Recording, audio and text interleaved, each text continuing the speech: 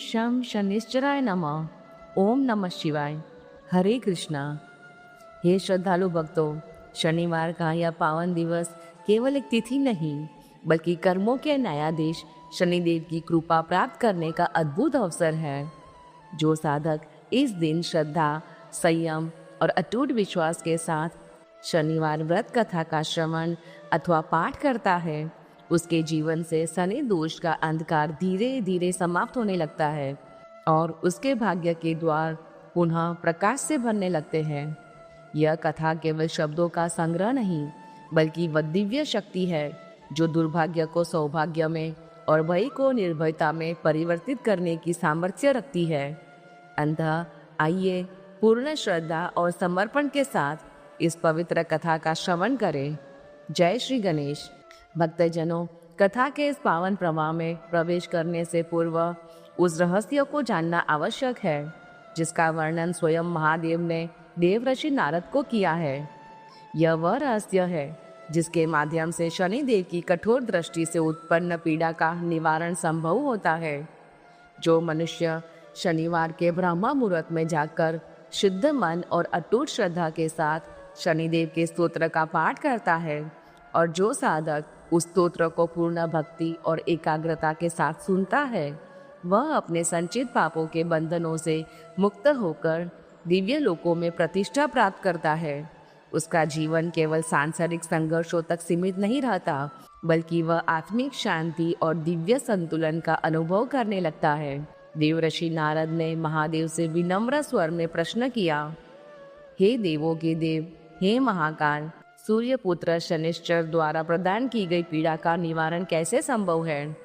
कृपया इस गढ़ रहस्य को स्पष्ट करें। तब महादेव, जिनकी वाणी स्वयं सत्य का स्वरूप है, शांत और गंभीर स्वर में बोले, हे देवऋषि, शनिश्वर कोई साधारण ग्रह नहीं है। वे काल के जीवंत प्रतीक हैं। वे न्याय के वह अदृश्य स्तंभ है जिनके निर्णय से कोई भी प्राणी बच नहीं सकता। उनके मस्तक पर विराजमान जटाएं उनकी तपस्या की गंभीरता को प्रकट करती है।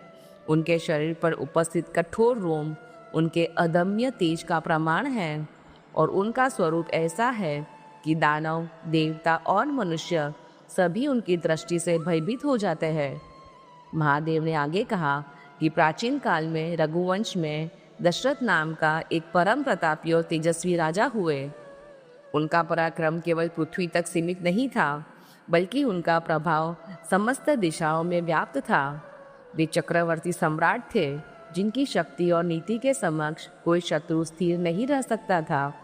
एक समय ज्योतिषियों ने गंभीर चिंतन और गणना के पश्चात यह ज्ञात किया कि शनिश्वर कृतिका नक्षत्र के अंतिम चरण में प्रवेश कर चुके हैं और शीघ्र ही रोहिणी नक्षत्री का भेदन करने वाले हैं। यह समाचार सुनकर संपूर्ण राजसभा में भय और चिंता का वातावरण व्याप्त हो गया, क्योंकि शास्त्रों में वर्णित है कि जब शनिदेव रोहिणी का भेदन करते हैं तब समस्त सृष्टि पर विनाशकारी प्रभाव पड़ता है और भयंकर दुर्भिक्ष का आरंभ होता है। ज्योतिषियों ने राजा दशरथ से कहा, हे महाराज, यह शाकट भेद नामक अत्यंत उग्र और विनाशकारी योग है जिसका प्रभाव इतना भयंकर होता है कि देवता और असुर भी इससे भयभीत हो जाते हैं। इसके परिणाम स्वरूप 12 वर्षों तक पृथ्वी पर अन्न का अभाव हो सकता है, नदियां सूख सकती हैं और समस्त प्रजा दुख और कष्ट से व्याकुल हो सकती है। यह सुनकर राजा दशरथ का हृदय व्याकुल हो उठा। उनकी एक सच्चे राजा के लिए उसकी प्रजा ही उसका वास्तविक परिवार होती है। राजा ने तुरंत अपने मंत्रियों और महान ऋषियों के साथ विचार विमर्श किया और महर्षि वशिष्ठ से विनम्रता पूर्वक पूछा, हे गुरुदेव, इस भयंकर संकट को रोकने का उपाय क्या है? कृपया मार्गदर्शन करें। महर्षि वशिष्ठ ने गंभीर स्वर में उत्तर दिया, राजन, रोहिणी नक्षत्र स्वयं प्रजापति ब्रह्मा का प्रिय नक्षत्र है और इसका भेदन किसी भी स्थिति में शुभ नहीं होता। यह ऐसा योग है जिसे रोकना देवताओं के लिए भी अत्यंत कठिन है। यह सुनकर राजा दशरथ ने हृदय में भय नहीं बल्कि संकल्प का उदय हुआ। महादेव ने कहा, नारद, राजा दशरथ ने अपने भीतर अदम्य साहस को जागृत किया।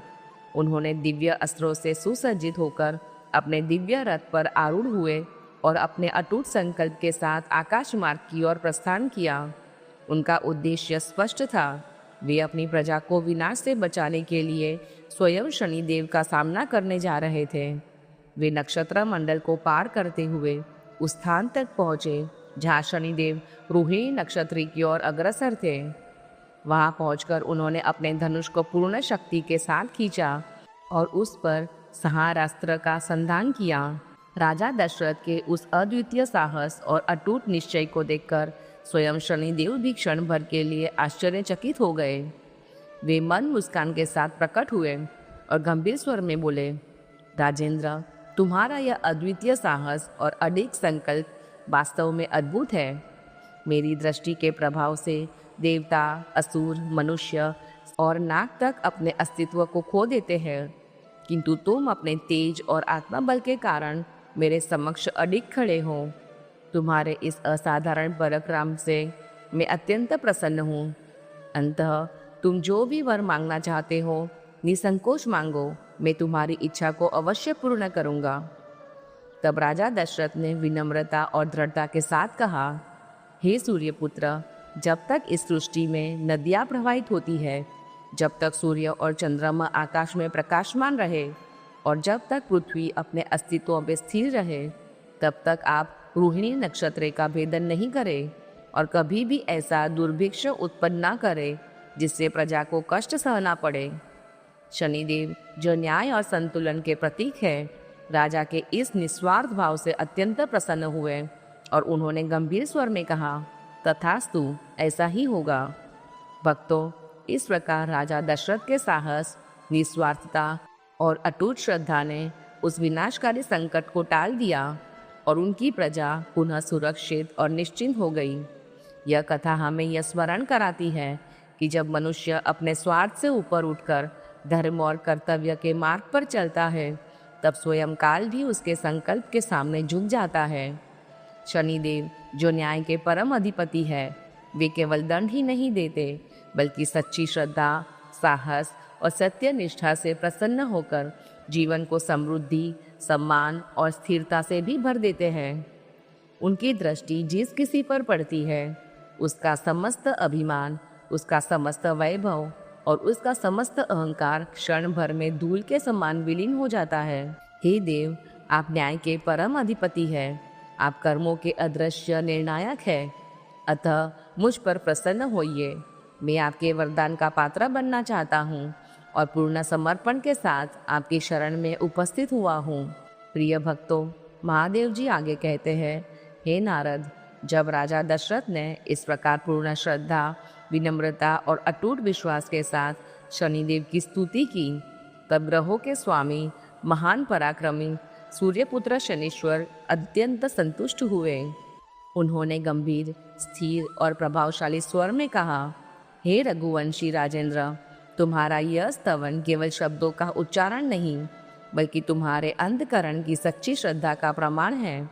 तुम्हारी भक्ति, तुम्हारा साहस और तुम्हारा समर्पण मुझे अत्यंत प्रिय लगा है। अतः हे रघुनंदन, तुम अपने हृदय की इच्छा के अनुसार वर मांगो। मैं तुम्हारी कामना को अवश्य पूर्ण करूंगा, क्योंकि जो साधक सच्चे भाव से मेरी शरण में आता है, उसे मैं कभी निराश नहीं करता। तब राजा दशरथ ने अत्यंत विनम्र और स्थिर स्वर में कहा, हे सूर्यनंदन, हे न्याय के अधिपति, आज से आप देवता, असुर, मनुष्य, पशु, पक्षी और नाग सहित किसी भी प्राणी को अनावश्यक पीड़ा न दें। आपकी दृष्टि केवल न्याय के लिए हो, न कि निर्दोषों के विनाश के लिए हो। यह सुनकर शनिदेव ने उत्तर दिया, राजन, यह सृष्टि कर्मों के नियमों से संचालित होती है और मैं उसी नियम का पालन करता हूँ। जब मैं किसी प्राणी के जन्म स्थान, मृत्यु स्थान या चतुर्थ स्थान में स्थित होता हूँ, तब उसके कर्मों के अनुसार उसे कष्ट या सुख प्रदान करता हूँ। यह मेरा स्वभाव नहीं, बल्कि यह न्याय का शाश्वत विधान है। किंतु राजेंद्र, जो मनुष्य पूर्ण श्रद्धा, पवित्रता और अटूट विश्वास के साथ मेरी आराधना करता है, जो शुद्ध मन और संयमित विचारों के साथ मेरी लोहमयी प्रतिमा का पूजन करता है, जो शमी पत्र अर्पित करता है, जो तिल मिश्रित उड़द और भात का नैवेद्य समर्पित करता है, जो लोहा, काली गौ या काले वृषभ का दान ब्राह्मणों को करता है और जो विशेष रूप से शनिवार के दिन पूर्ण भक्ति के साथ मेरे स्तोत्र का पाठ और श्रवण करता है, उस साधक को मैं कभी पीड़ा नहीं देता। जो भक्त पूजन के उपरांत हाथ जोड़कर पूर्ण एकाग्रता और विनम्रता के साथ मेरे स्तोत्र का जप करता है, उसकी रक्षा करना मेरा कर्तव्य बन जाता है।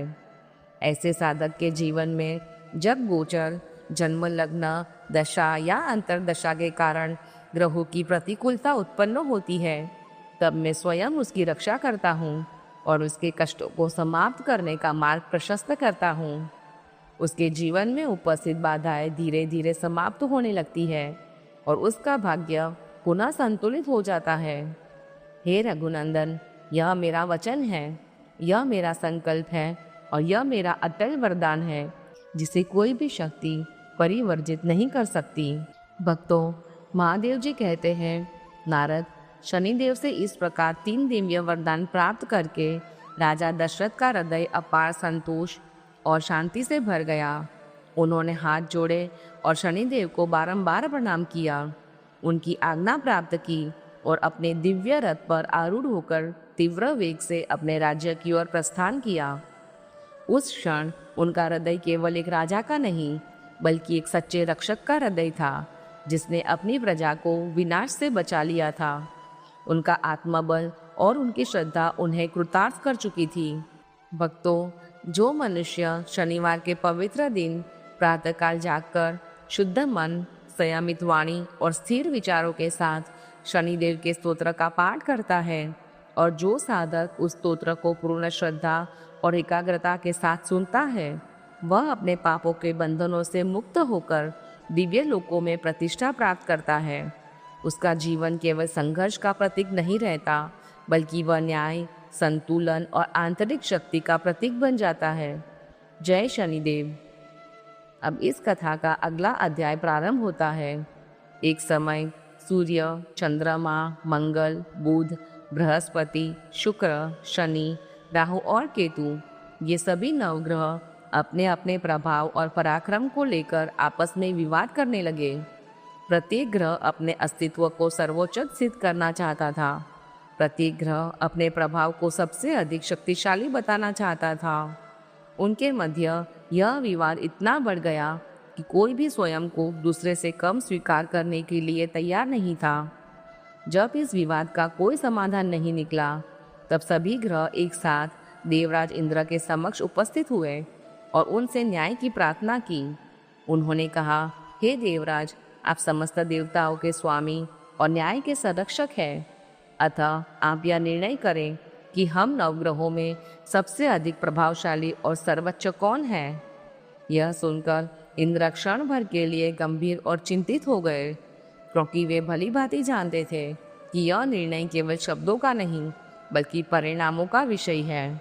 इंद्र ने शांत स्वर में उत्तर दिया, ग्रहों के अधिपतियों, यह निर्णय अत्यंत गंभीर और संवेदनशील है और इसमें किसी एक को छोटा या बड़ा घोषित करना उचित नहीं होगा। किंतु पृथ्वी पर इस समय एक ऐसे महान और न्यायप्रिय राजा है जिनका नाम विक्रमादित्य है। वे सत्य के संरक्षक हैं, वे न्याय के प्रतीक हैं और वे ही इस विवाद का उचित समाधान कर सकते हैं। अतः आप सभी उनके पास जाएं, वही आपके प्रश्न का समाधान करेंगे। इंद्र की आज्ञा प्राप्त करके सभी ग्रह तत्काल पृथ्वी लोक की ओर प्रस्थान किए और राजा विक्रमादित्य की राजसभा में उपस्थित हुए। उन्होंने अपने विवाद को राजा के समक्ष स्पष्ट रूप से प्रस्तुत किया। यह सुनकर राजा विक्रमादित्य गहन विचार में डूब गए, क्योंकि वह जानते थे कि यह निर्णय केवल एक उत्तर नहीं, बल्कि एक परिणाम की शुरुआत होगा। उन्होंने एक अद्वितीय उपाय का विचार किया। उन्होंने 9 विभिन्न धातुओं सोना, चांदी, कांसा, पीतल, सीसा, रांगा, जस्ता, अभ्रक और लोहा से 9 अलग अलग सिंहासन बनवाए। उन सिंहासनों को क्रम से इस प्रकार स्थापित किया गया कि सोने का सिंहासन सबसे आगे और लोहे का सिंहासन सबसे पीछे रखा गया। इसके पश्चात राजा ने सभी ग्रहों से विनम्रता पूर्वक कहा, आप सभी अपने अपने सिंहासन पर विराजमान हो और जिस ग्रह का सिंहासन सबसे आगे होगा उसे सबसे श्रेष्ठ माना जाएगा। जब सभी ग्रह अपने अपने सिंहासन पर बैठे तब शनिदेव ने देखा कि उनका सिंहासन सबसे पीछे लोहे का बना हुआ है। यह देखकर उनके अंतःकरण में गंभीर क्रोध उत्पन्न हुआ, क्योंकि उन्होंने इसे अपने अपमान के रूप में अनुभव किया। उनका स्वर गंभीर और चेतावनी से भरा हुआ था। उन्होंने कहा, राजन, तुमने मेरे प्रभाव और मेरे न्याय को समझे बिना यह निर्णय लिया है। तुम यह नहीं जानते कि मेरा प्रभाव समय के समान गहरा और अपरिहार्य है। उन्होंने आगे कहा, सूर्य एक राशि में 1 माह रहते हैं, चंद्रमा थोड़े समय के लिए रहते हैं, अन्य ग्रह भी सीमित समय के लिए रहते हैं, किंतु मैं एक राशि में 2.5 वर्ष तक स्थित रहता हूँ। मेरा प्रभाव क्षणिक नहीं बल्कि गहरा और निर्णायक होता है।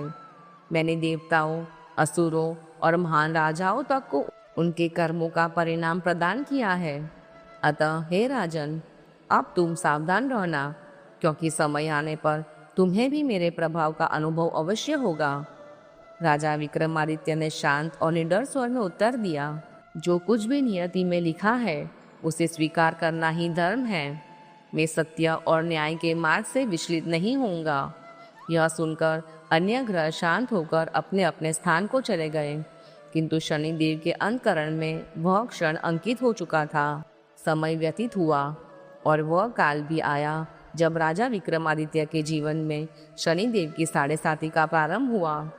शनिदेव, जो न्याय के अदृश्य संचालक है, एक घोड़े के व्यापारी का रूप धारण करके अनेक अद्भुत और शक्तिशाली घोड़ों के साथ राजा की राजधानी में प्रवेश कर गए, क्योंकि न्याय का समय आ चुका था और कर्मों का परिणाम प्रकट होने वाला था।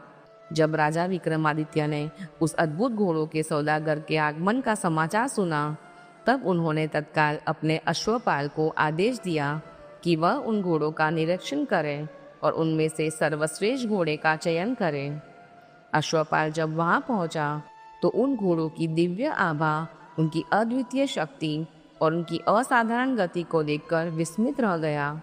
उनके स्वरूप में एक अलौकिक तेज था, मानो वे साधारण प्राणी नहीं बल्कि किसी अदृश्य शक्ति के दूत हो। उसने तुरंत राजा को यह समाचार दिया। राजा स्वयं वहां पहुंचे और उन घोड़ों को ध्यानपूर्वक देखा। उनमें से एक घोड़ा अत्यंत प्रभावशाली और तेजस्वी प्रतीत हुआ। राजा ने बिना किसी संशय से उस घोड़े पर सवारी करने का निश्चय किया। जैसे ही राजा उस घोड़े की पीठ पर आरूढ़ हुए, उसी क्षण वह घोड़ा वज्र की गति से दौड़ पड़ा। उसकी गति इतनी तीव्र थी कि कुछ ही क्षणों में वह नगर की सीमाओं को पार कर गया और घने, निर्जन और भयावह वन में पहुंच गया। वहां पहुंचकर वो घोड़ा अचानक रुक गया और उसी क्षण अदृश्य हो गया, मानो वह कभी अस्तित्व में था ही नहीं। राजा विक्रमादित्य अब उस विशाल और अपरिचित वन में पूर्णतः अकेले रह गए थे। उनके चारों ओर केवल नीरवता थी और उनके भीतर एक गहन परीक्षा का प्रारंभ हो चुका था। राजा लंबे समय तक उस वन में भटकते रहे।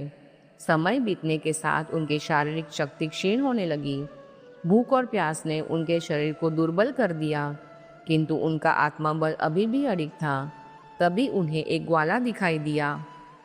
उस ग्वाले ने जब राजा की व्याकुल अवस्था को देखा तो उसने बिना किसी प्रश्न के उन्हें शुद्ध जल पिलाया। वह क्षण राजा के लिए केवल राहत का नहीं बल्कि मानवता के सजीव स्वरूप का अनुभव था। राजा ने कृतज्ञता स्वरूप अपनी उंगली से एक बहुमूल्य अंगूठी उतारी और उसे उस ग्वाले को प्रदान कर दी। इसके पश्चात वे नगर की ओर प्रस्थान कर गए। नगर में प्रवेश करने के पश्चात उन्होंने एक सेठ की दुकान पर विश्राम किया और अपने वास्तविक स्वरूप को छिपाते हुए स्वयं को उज्जैन का निवासी तथा अपना नाम विका बताया। सेठ ने उनके व्यक्तिगत की गरिमा को अनुभव किया और उन्हें सम्मानपूर्वक जल और विश्राम प्रदान किया। उसी दिन सेठ ने व्यापार में अप्रत्याशित वृद्धि हुई, जिससे सेठ ने उन्हें सौभाग्य का प्रतीक माना और अपने घर भोजन के लिए आमंत्रित किया। जब वे भोजन कर रहे थे तब उन्होंने एक विचित्र दृश्य देखा।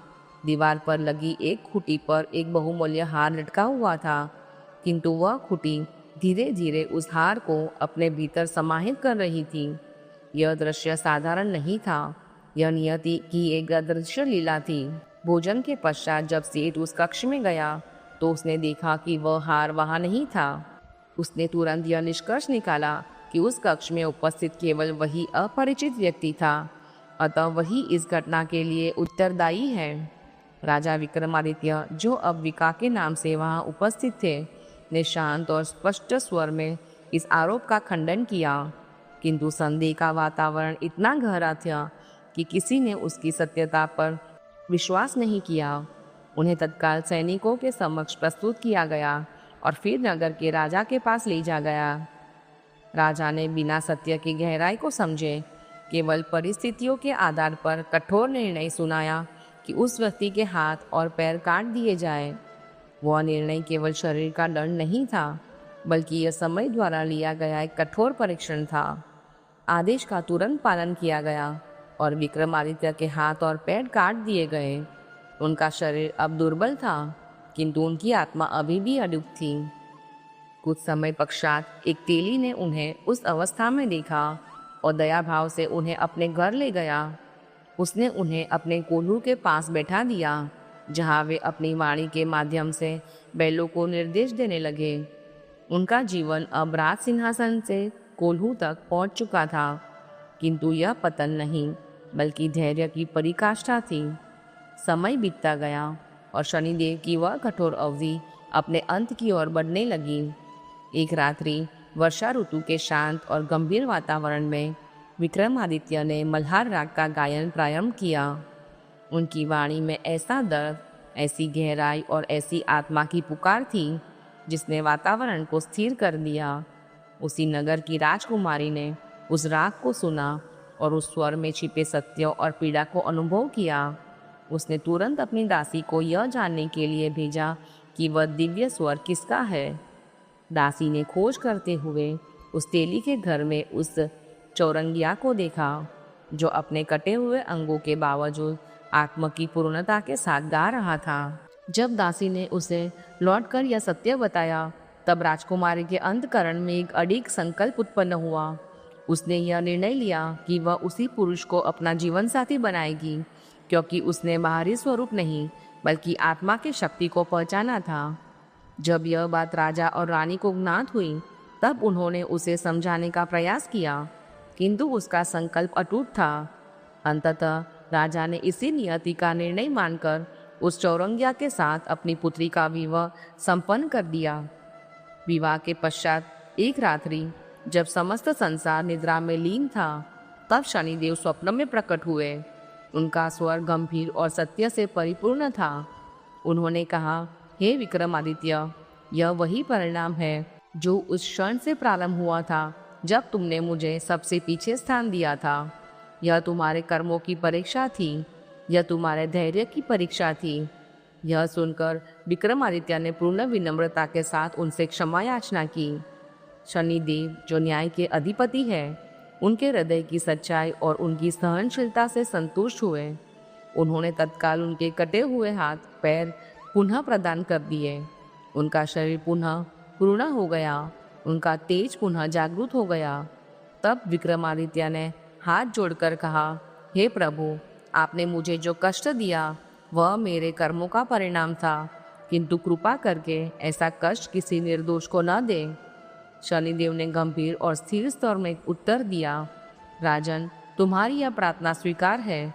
जो मनुष्य सत्य, धैर्य और श्रद्धा के साथ जीवन व्यतीत करता है, जो अहंकार का त्याग करता है और न्याय के मार्ग पर चलता है, उसे मेरा दंड नहीं बल्कि मेरा संरक्षण प्राप्त होता है, क्योंकि मैं केवल दंड का प्रतीक नहीं बल्कि संतुलन और न्याय का शाश्वत संरक्षक हूँ।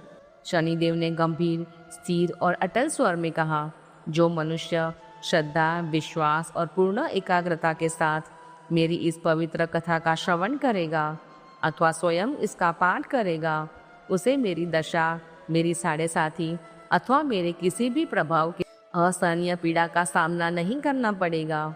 जो साधक नित्य मेरा स्मरण करेगा, जो विनम्र भाव से प्राणियों के प्रति दया रखेगा, जो चींटियों को आटा डालकर सेवा और करुणा का पालन करेगा, उसके सभी मनोरथ पूर्ण होंगे और उसके जीवन में स्थिरता, सम्मान और संतुलन स्थापित होगा।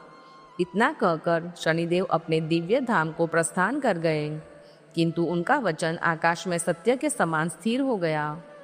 प्रातःकाल जब राजकुमारी की निद्रा भंग हुई, तब उसने अपने पति के शरीर को पूर्ण और सशक्त अवस्था में देखा। उसके नेत्रों में आश्चर्य, श्रद्धा और आनंद का संगम था। उसने विस्मित स्वर में उनके हाथ और पैर देखे, जो पूर्ण रूप से स्वस्थ और शक्तिशाली थे।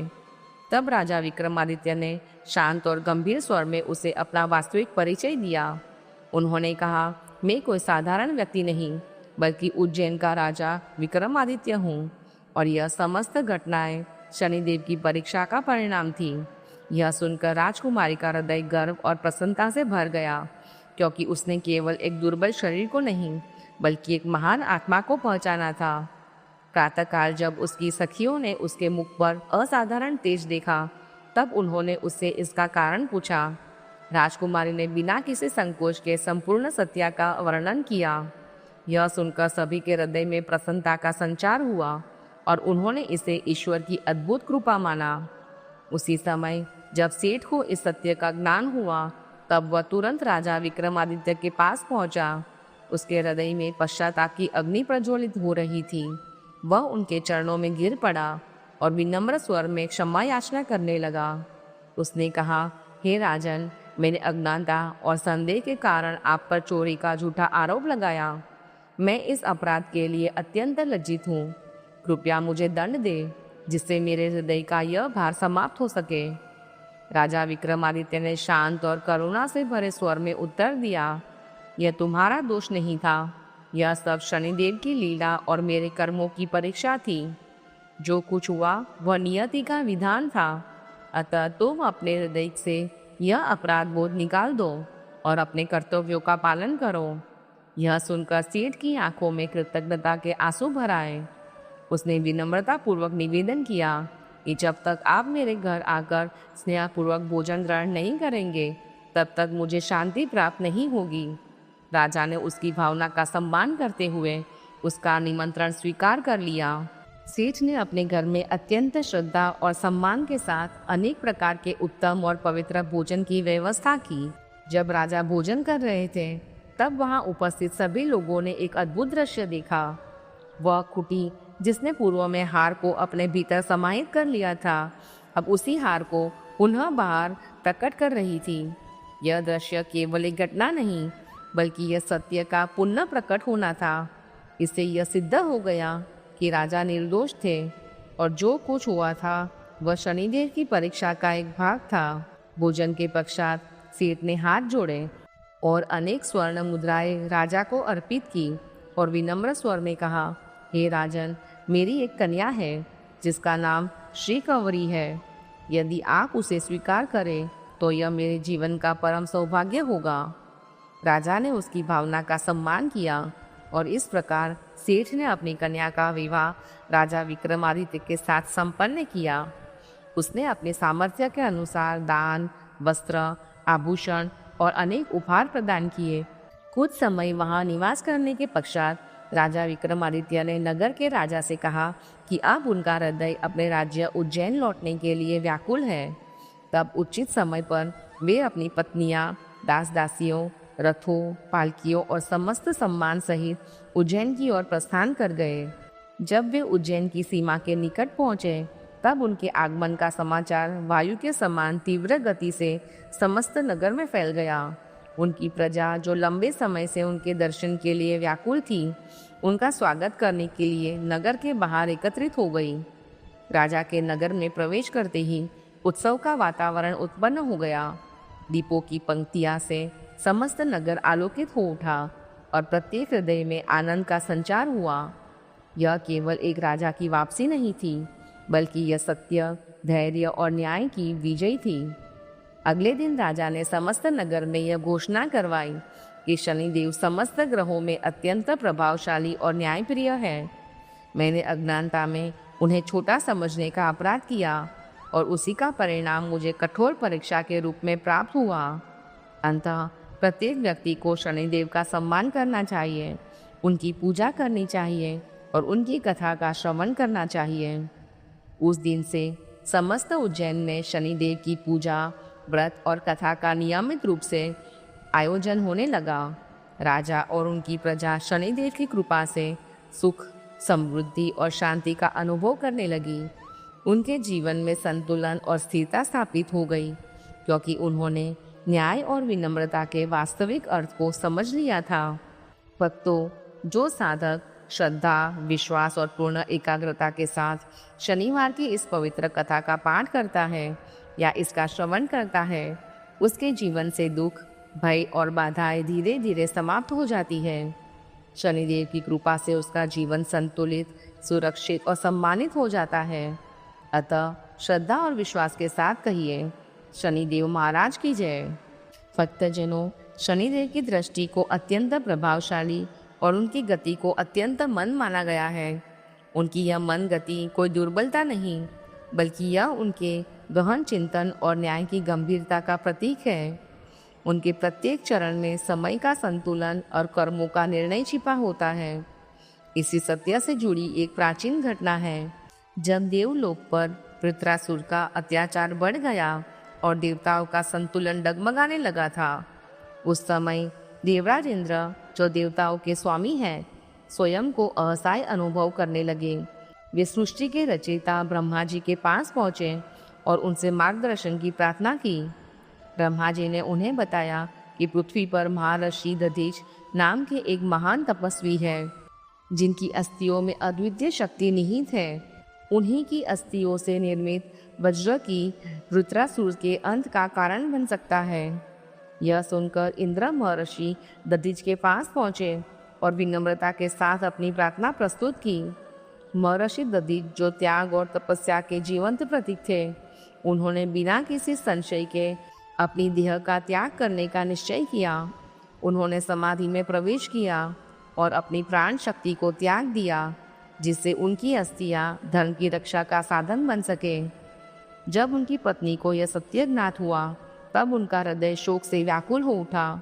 उन्होंने अपने 3 वर्ष के बालक को एक विशाल पीपल वृक्ष के सुरक्षित कोटर में रखा और स्वयं सती होकर अपने पति के साथ अग्नि में समाहित हो गई। वह बालक अब उस पीपल वृक्ष की छाया में अकेला था, किंतु नियति उसके माध्यम से एक नए सत्य को प्रकट करने वाली थी। पीपल के उस विशाल और प्राचीन वृक्ष के कोटर में रखा वह बालक असहाय अवश्य था, किंतु उसका जीवन अभी समाप्त नहीं हुआ था। जब उसे वहाँ कोई सहारा, कोई संरक्षण और कोई अन्न प्राप्त नहीं हुआ, तब उसने उसी वृक्ष के गिरे हुए पीपल के फल और कोमल पत्तों को अपना आहार बना लिया। उसी वृक्ष की छाया ने उसे आश्रय दिया, उसी के फल ने उसकी भूख को शांत किया और उसी की पत्तियों ने उसके जीवन की रक्षा की। समय बीतता गया और वह बालक उसी पीपल के संरक्षण में धीरे धीरे बड़ा होने लगा। उसका शरीर भले ही दुर्बल था, किंतु उसके भीतर जीवन की ज्वाला अब भी प्रज्वलित थी। एक दिन संयोगवश देवर्षि नारद वहाँ से गुजरे। उनकी दृष्टि जब उस बालक पर पड़ी, तब उन्होंने उसके चारों ओर व्याप्त एकांत, उसकी आंखों में छिपे प्रश्न और उसके जीवन की मौन पीड़ा को अनुभव किया। वे उसके समीप पहुँचे और गंभीर तथा करुण से भरे स्वर में बोले, हे बालक, तुम कौन हो? तुम्हारा जन्म किस कुल में हुआ है और तुम्हारे माता पिता कौन हैं? बालक ने शांत किंतु पीड़ित स्वर में उत्तर दिया, मुनिवर, यही प्रश्न मेरे अंतःकरण में भी निरंतर उठता है। मैं स्वयं नहीं जानता कि मैं कौन हूँ और मेरा इस संसार में कौन है। देवर्षि नारद ने अपनी दिव्य दृष्टि से उस बालक के जीवन का सत्य देखा। उन्होंने जाना कि यह कोई साधारण बालक नहीं, बल्कि महान तपस्वी और परम दानी महर्षि दधीच का पुत्र है। तब नारद जी ने उस बालक को उसके माता पिता के त्याग, उनके बलिदान और उनके अंत का समस्त सत्य बताया। उन्होंने कहा, हे बालक, तुम्हारे पिता ने धर्म और देवताओं की रक्षा के लिए अपनी देह का त्याग किया और तुम्हारी माता ने अपने पति के वियोग में स्वयं को अग्नि को समर्पित कर दिया। यह सत्य सुनकर बालक का हृदय क्रोध, पीड़ा और शोक से भर उठा। उसने देवर्षि नारद से पूछा, मुनिवर, मेरे माता पिता को इस प्रकार का दुख क्यों सहना पड़ा और मुझे इस एकांत और असहाय जीवन का दंड क्यों मिला? तब नारद जी ने गंभीर स्वर में उत्तर दिया, हे बालक, यह सब शनिदेव की महादशा का प्रभाव था। यह समय की परीक्षा थी, यह कर्मों का परिणाम था। शनिदेव न्याय के अधिपति है और उनकी दृष्टि से कोई भी प्राणी अछूता नहीं रह सकता। इसके पश्चात नारद जी ने उस बालक का नाम पिपलाद रखा, क्योंकि उसका पालन उसी पीपल वृक्ष की छाया में हुआ था। उन्होंने उसे ज्ञान और तपस्या का मार्ग दिखाया और उसे आत्मा बल का महत्व समझाया। नारद जी के प्रस्थान के पश्चात पिपलाद ने अपने अंतःकरण में एक अडिग संकल्प उत्पन्न किया। उसने ब्रह्मा जी की घोर और कठोर तपस्या प्रारंभ की। उसका शरीर दुर्बल था, किंतु उसका संकल्प अटूट था। उसकी तपस्या की अग्नि इतनी प्रबल थी कि अंततः ब्रह्मा जी स्वयं उसके समक्ष प्रकट हुए। ब्रह्मा जी ने गंभीर और प्रसन्न स्वर में कहा, हे बालक, तुम्हारी तपस्या ने मुझे संतुष्ट किया है। तुम जो भी वर मांगना चाहो निसंकोच मांगो। तब पिपलाद ने बिना किसी संकोच के वह शक्ति मांगी जिससे वह अपनी दृष्टि मात्र से किसी भी प्राणी को भस्म कर सके। ब्रह्मा जी ने तथास्तु कहकर उसे वह अद्भुत और प्रचंड शक्ति प्रदान कर दी। वरदान प्राप्त करते ही पिपलाद ने शनिदेव को आह्वान किया। शनिदेव तत्काल उसके समक्ष प्रकट हुए। पिपलाद की दृष्टि में अब तपस्या की अग्नि और प्रतिशोध की ज्वाला थी। जैसे ही उसकी दृष्टि शनिदेव पर पड़ी, उनका शरीर उस अग्नि के प्रभाव से जलने लगा। उस क्षण संपूर्ण ब्रह्मांड में एक गहन कंपन उत्पन्न हो गई। यह केवल एक बालक का क्रोध नहीं था, बल्कि वह पीड़ा का प्रत्यक्ष स्वरूप था। सूर्यदेव, जो शनिदेव के पिता हैं, यह दृश्य देखकर व्याकुल हो उठे। उन्होंने ब्रह्मा जी से प्रार्थना की कि वे उनके पुत्र की रक्षा करें। तब ब्रह्मा जी ने पिपलाद को समझाया और उसे शनिदेव को मुक्त करने के लिए कहा, किंतु पिपलाद का हृदय अभी शांत नहीं हुआ था। तब ब्रह्मा जी ने उससे कहा, हे बालक, यदि तुम शनिदेव को मुक्त कर दो तो तुम 2 वरदान मांग सकते हो। तब पिपलाद ने गंभीर और न्यायपूर्ण स्वर में कहा, मेरा प्रथम वरदान यह है कि जन्म से 16 वर्ष की आयु तक किसी भी बालक की कुंडली में शनिदेव का प्रभाव न हो, जिससे कोई भी बालक उस पीड़ा को न सहन करे जो मैंने सहन की है। और मेरा दूसरा वरदान यह है कि जो भी मनुष्य प्रातःकाल श्रद्धा और पवित्रता के साथ पीपल वृक्ष को जल अर्पित करेगा, उसे शनिदेव की महादशा में असहनीय कष्ट का सामना न करना पड़े। ब्रह्मा जी ने उनके दोनों वरदानों को स्वीकार किया और तथास्तु कहा। तब पिपलाद ने अपने ब्रह्मदंड से शनिदेव के पैरों पर आघात करके उन्हें अपनी अग्नि से मुक्त कर दिया। उस आघात के कारण शनिदेव के चरण क्षतिग्रस्त हो गए और तभी से उनकी गति मंद हो गई। यही कारण है कि उन्हें शनिश्चर कहा जाता है, अर्थात वह जो मंद गति से चलता है, किंतु जिसका प्रभाव गहरा और अटल होता है। समय बीतने के साथ पिपलाद एक महान ऋषि के रूप में प्रतिष्ठित हुए। उन्होंने अपने ज्ञान और तपस्या से प्रश्न उपनिषद की रचना की, जो आज भी आत्मज्ञान और सत्य का एक अमूल्य स्तोत्र है। इस प्रकार यह कथा केवल पीड़ा की नहीं, बल्कि तपस्या, न्याय और आत्मा बल की परिकाष्ठा की कथा है। अतः श्रद्धा और विश्वास के साथ कहिए, शनिदेव महाराज की जय। भक्तों, अब एक अनन्य प्राचीन घटना का स्मरण करें, जिसमें लप्स और तप्स नाम के 2 साधकों के मध्य एक विचित्र विवाद उत्पन्न हुआ। तप्स निरंतर तपस्या में लीन रहता था। उसका जीवन संयमी और ध्यान का प्रतीक था। वही लप्स प्रतिदिन 1.25 सेर की लापसी बनाकर भगवान को अर्पित करता था और उसी को प्रसाद स्वरूप ग्रहण करता था। दोनों ही अपने अपने मार्ग को सर्वोच्च मानते थे।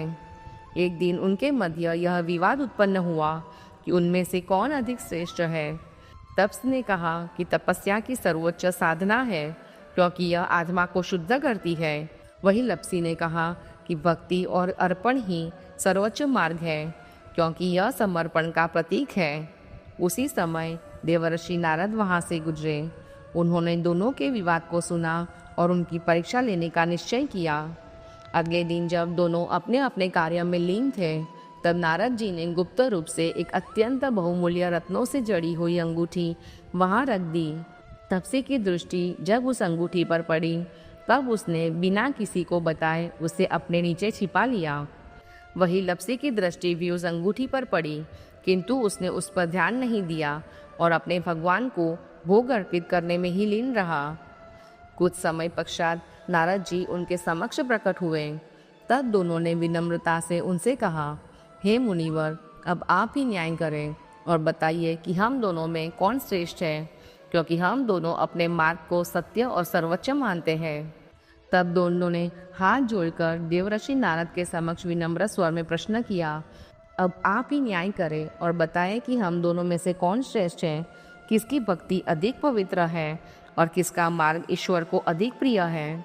यह सुनकर नारद जी गंभीर दृष्टि से तपसी की ओर देखा और उसे खड़े होने का संकेत दिया। जैसे ही तपसी अपने स्थान से उठा, उसके नीचे छिपी हुई वह रत्न जड़ित अंगूठी प्रकट हो गई। सत्य अब छिपा नहीं रह सकता था।